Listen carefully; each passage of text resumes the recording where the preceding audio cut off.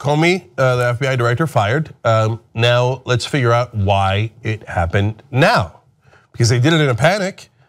Sean Spicer wasn't ready, nobody was ready. They didn't have their talking points down, they hadn't called the senators. They fired Comey without even telling him. They sent one of Trump's private security guard goons to the FBI to deliver a manila envelope. What are we, in the mob? They didn't bother calling Comey. Comey finds out when the TV behind him says that he's been fired while he's out here in LA.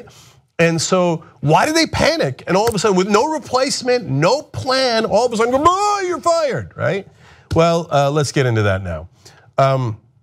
CNN reports Senate Russia investigators have sent a request to the Treasury Department's Criminal Investigation Division for any information related to President Donald Trump, his top officials, and his campaign aides, the top Democrat on the Senate Intelligence Committee told CNN on Tuesday.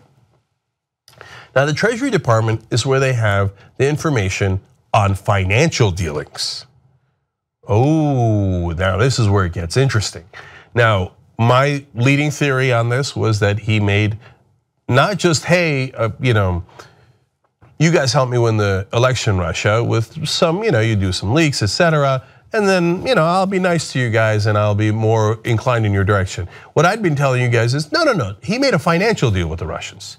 Now, that was my best guess. Obviously, you have to prove that out. That's what Comey was in the middle of doing, and they were also looking at the Treasury Department to see if they could find such a financial deal. That's when Trump panics. So now Mark Warner is that leading Democrat on the Intelligence Committee, and he says, you get the materials that show if there have been what level of financial ties between, some of the stuff, some of the Trump-related officials, Trump campaign-related officials and other officials, and where those dollars flow. He says not necessarily from Russia. Well, he's doing an investigation and he doesn't have those facts yet. That's why he asked for the information. My guess is it'll be from Russia. That's why he fired Comey. He's like, no, I don't find out any of that. Okay. Now, FinCEN is the specific part of the Treasury Department that has that information. So CNN explains, FinCEN is the federal agency that has been investigating allegations of foreign money laundering through purchases of US real estate. That's exactly what we've been telling you about on the Young Turks. Trump has all these properties. In some of the cases, he happens to sell them to Russians at outlandish prices, way above what he bought them, way above the market value. One of his knuckleheaded sons, Eric Trump, brags to a golf writer a couple of years ago about, oh yeah, we got the loans for all the golf courses from the Russians. And so all that information would be at FinCEN, or a lot of that information, in the Treasury Department. So on the one hand, Comey's investigating the FBI. On the other hand, the Senate Intelligence Committee is asking for that information from the Treasury just recently. Okay, all this is happening at the same time. Now, The Hill explains Trump also insisted that Comey's firing did not impact a discussion Russian Foreign Minister Sergei Lavrov and Moscow's ambassador to the US, Sergei Kislyak, earlier in the day. So that happened today. So he fires Comey the day before he was going to talk to the Russians. Then he has the Russian ambassador in and the Russian foreign minister. Remember, Kislyak, the ambassador, is the guy that Mike Flynn, our former national security advisor, had the conversation with and told him that, hey, this is what we think is going to happen with the sanctions. Then Mike Flynn lied, saying that they didn't talk about the sanctions, and that's why Mike Flynn was fired and stepped down from being national security advisor. So that same Russian ambassador comes in and talks to Trump right after he fires Comey. It's like, yeah, that's very good. Nice job, Donald. Donnie, very good in covering your tracks, okay? Donnie's like, oh, he did a good job, I thought it was gonna be a win-win, okay. Former FBI Director James Comey reportedly, this is also happening recently, now we're at the Hill again, requested more money and personnel for Bureau's investigation into Russian meddling in the 2016 presidential election, days before he was fired by President Trump. The plot thickens. So he's asked for more money to do further investigations. Trump finds out, a couple of days later he's gone. Now Trump, in his letter to Comey, wrote this hilarious sentence. He said, well, I greatly appreciate you informing me on 3 separate occasions that I am not under investigation. I nevertheless concur with the judgment of the Department of Justice that you are not able to lead the Bureau. Why would you write that in a letter if it has nothing to do with the Russian investigation? First of all, of course it's not true.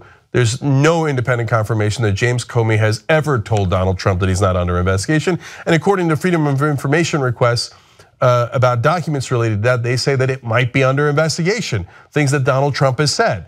So, of course, as usual, not true. But that sentence right there is "I'm not a witch" moment. Remember when this Senate candidate in Delaware for the Republicans, Christine O'Donnell, did this ad starting with, "I'm Christine O'Donnell and I am not a witch." What the hell? Why, are you a witch? Right? So when you say this is not about your Russian investigation of me, okay? And you told me that I'm not being investigated anyway.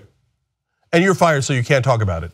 Okay, yeah, I got it, and everybody got it. You're so dumb, don't write that in the letter. It's a big red flag saying it's about the Russian investigation. But he's such a child that he thinks, oh no, if I write that it's not about the Russian investigation, they'll know it's not about that. Okay, now back to CNN. CNN reports the news comes just a few days after the revelation that Senate investigators sent broad-based requests for documents to 4 key potential witnesses in their probe. Former Trump campaign chairman Paul Manafort, former National Security Advisor Michael Flynn, former advisor Roger Stone, and former foreign policy advisor Carter Page. So requests for information and documents from those witnesses who might have had dealings with the Russians who were part of the Trump campaign. So walls are closing in. What does he do? He lashes out and fires the guy heading the investigation. Now back to Politico. They report, while shock dominated much of the FBI and the White House, the mood at Roger Stone's house in Florida was one of elation. Several Stone allies and friends said Stone, a Trump associate who's been frequently mentioned in the investigation, encouraged the president to fire Comey in conversations in recent weeks. So Roger Stone is asked by investigators for documents relating to the Russian investigation. He calls Trump, according to his own friends, and says, yeah, fire Comey so that he doesn't investigate us anymore. Trump fires Comey. Let's find out more about Stone. On Twitter, Stone signaled praise for the move by posting an image of Trump from The Apprentice saying, "You're fired."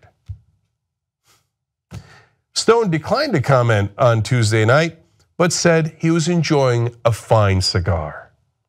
These guys have no subtlety at all. So basically bragging about how they fired the guy who was investigating them. If I was you, I'd put that cigar away. You might be celebrating a tad too early. Our journalism drive is almost over. It ends in Trump's first 100 days. We need to hire more reporters and more watchdogs. Let's do that right now at tytnetwork.com/go.